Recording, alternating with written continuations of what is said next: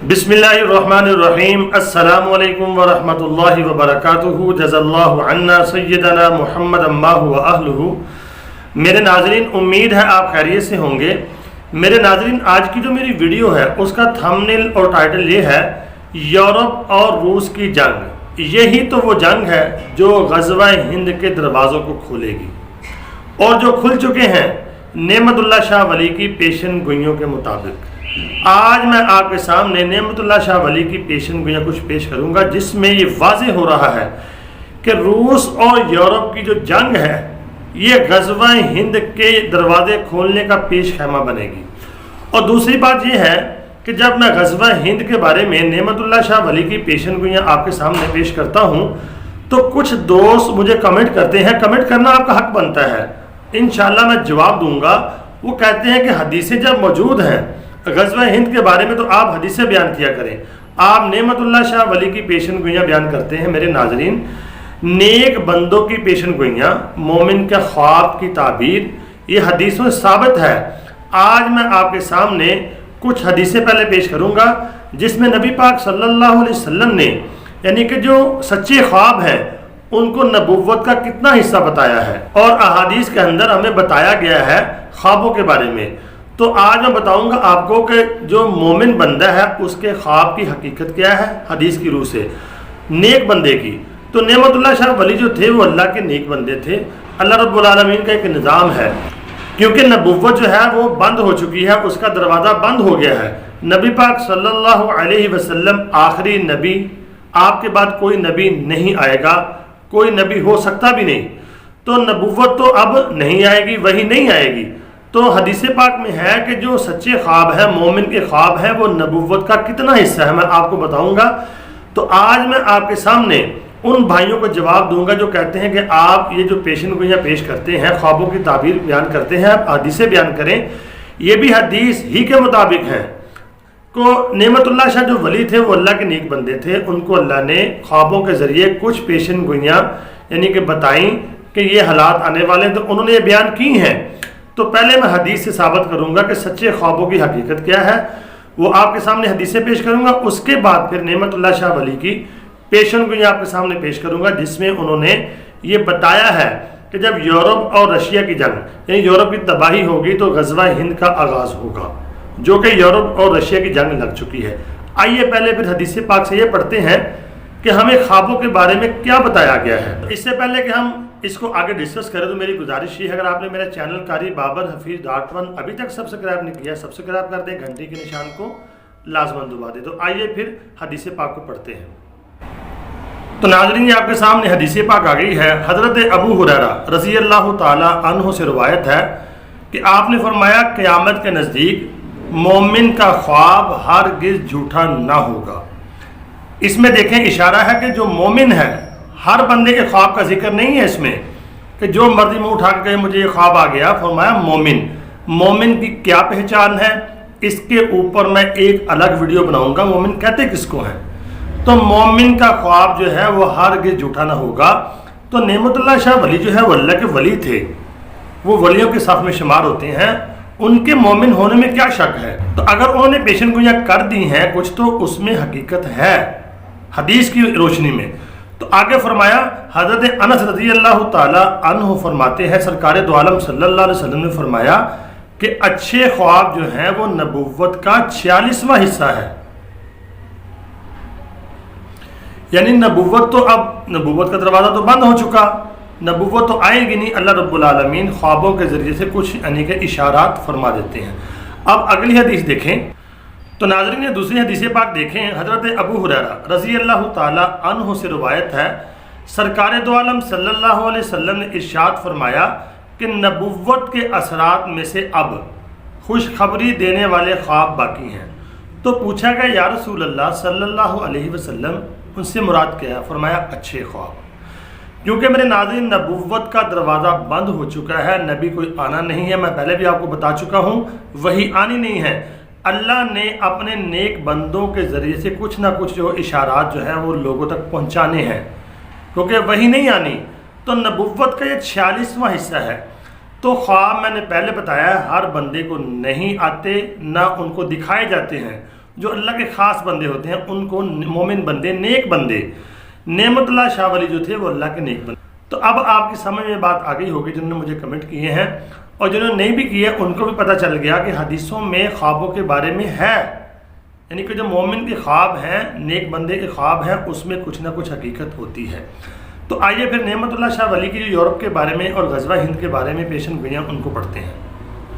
تو ناظرین یہ آپ کے سامنے نعمت اللہ شاہ ولی کی پریڈکشن ہے، وہ آ گئی ہیں۔ یہ پہلی لائن کے اینڈ سے دیکھیں، جموں، کشمیر، دکن، دہلی کو یعنی کہ مجاہدین جو ہیں وہ فتح کر لیں گے۔ اس کے بعد فرمایا کہ دین کے بدخواہ، جو دین کے بدخواہ ہوں گے وہ تمام کے تمام مارے جائیں گے اور ہندوستان ہندوانہ رسموں سے پاک ہو جائے گا۔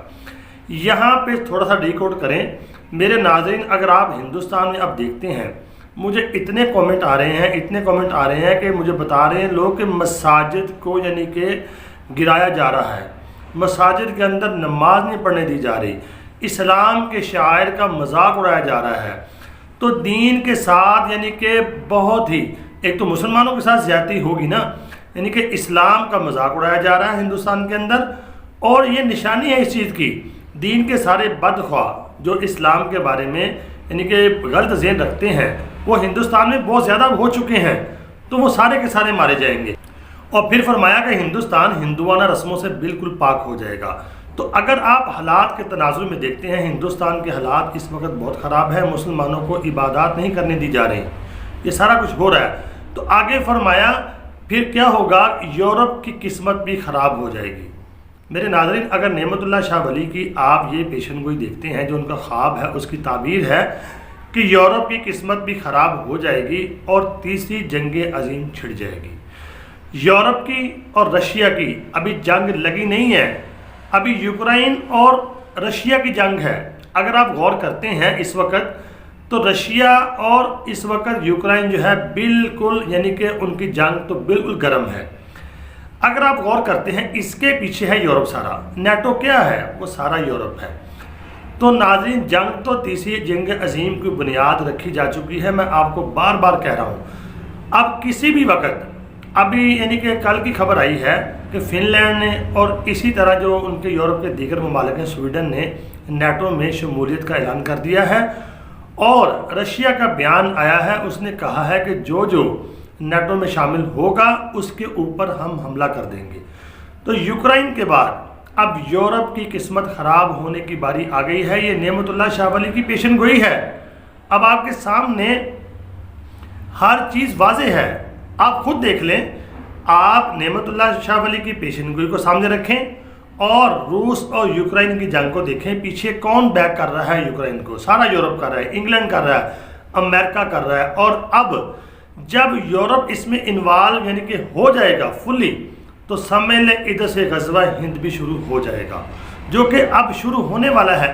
یہی میری ویڈیو کا تھمبنیل ہے، اور نعمت اللہ شاہ ولی نے اس میں اشارہ فرمایا ہے کہ یورپ کی قسمت خراب ہو جائے گی اور یعنی کہ تیسری جنگ عظیم چھڑ جائے گی، اور یہ غزوہ ہند شروع ہونے کا وقت ہوگا۔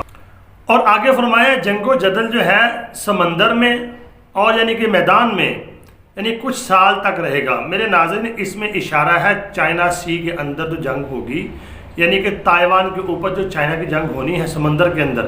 آپ نے دیکھا ہوگا بحری بیڑے امریکہ کے وہاں پہنچ چکے ہیں، چائنا نے بھی اپنی تیاری پوری کر لی ہے۔ اس میں اشارہ ہے کہ سمندر میں اور میدان میں آ جاتا ہے غزوہ ہند اور یہ یورپ کی جنگ۔ اگر آپ میرے ناظرین غور کریں تو آپ کو ساری باتیں سمجھ آ جائیں گی۔